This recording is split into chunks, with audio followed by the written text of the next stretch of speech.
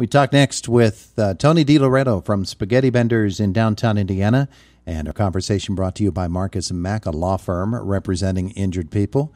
Of course, Governor Wolf with new restrictions announced just the other day. Oh, boy, there was a big flash of lightning there. Tony DeLoreto, good morning. See how easily distracted I am? Yeah, you okay, Todd? I'm fine. I'm fine. Right. And if I was in your neighborhood right now, I'd probably be smelling spaghetti sauce, and I'd really be distracted and hungry, too. Yeah, we'll let that permeate through the air when you walk by. Hey, Spaghetti Benders and every other restaurant in Indiana County and all across Pennsylvania, subject to new rules announced last week by Governor Tom Wolf. I guess the first question has to be, how did that affect your weekend and heading through this early portion of this week? Well, the governor had a tough decision to make. I mean, going down to 25%, affects a lot of restaurants, and everybody's in it together. Fortunately, the state and then the Indiana borough have allowed us to take advantage of the outside seating, which is very kind of both of them, just to help our businesses along. But the weekend was.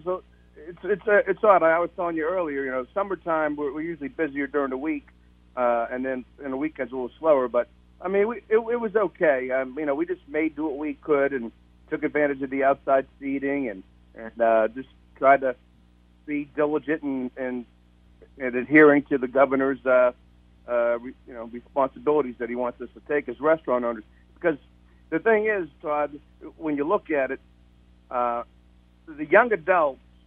When they go out at night, I mean, that's what he's trying. That's how the spread is. That's how it's getting spread. But young adults going out at night, and it's hard for young adults to voluntarily wear a mask.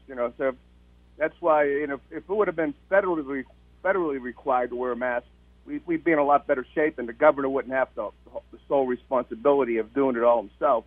But hey, the results are there. We're much better off. Pennsylvania is much better off than most other states when it comes to the positivity rates, and that's a credit to the governor for being a leader and doing what needs to be done.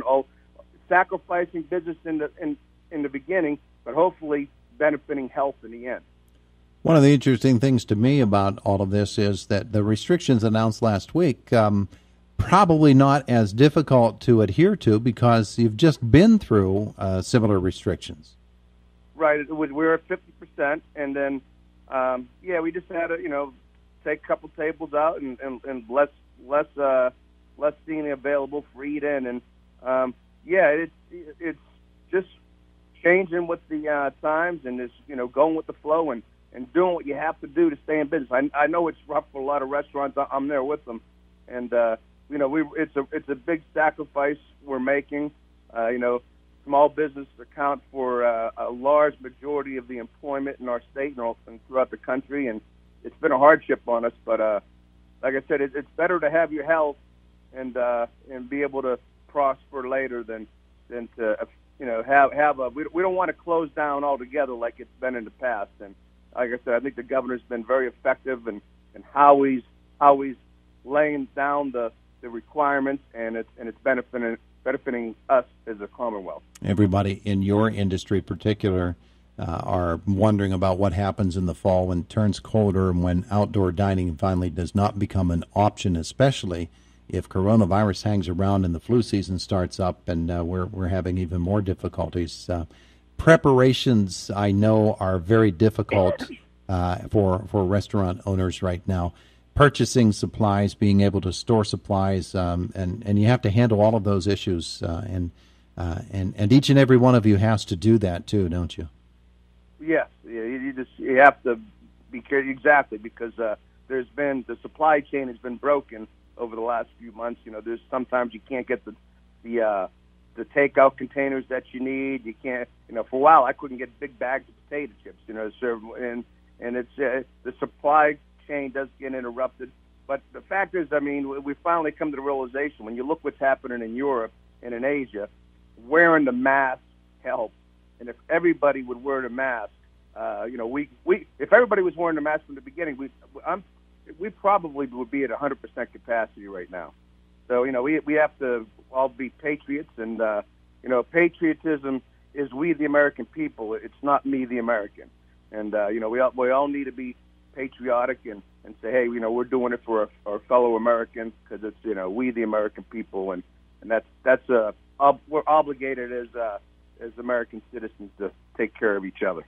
You, as a restaurant and others across Indiana County, of course, have seen a big increase in the number of to-go and curbside pickup type orders. I would assume that that picked up again with this most recent order, correct?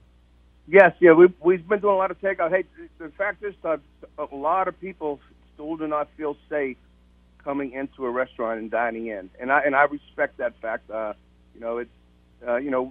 go out. We go out to our neighboring restaurants, and my wife and I, and but we wear a mask and we're diligent. But a lot of people just don't feel comfortable, and you can't blame them. But it does, and it has added to our takeout business, where a lot of our regular customers that come in every weekend, they're regulars, but they're just taking it to go home. And that's just part of it. It's just part of adjusting and keeping.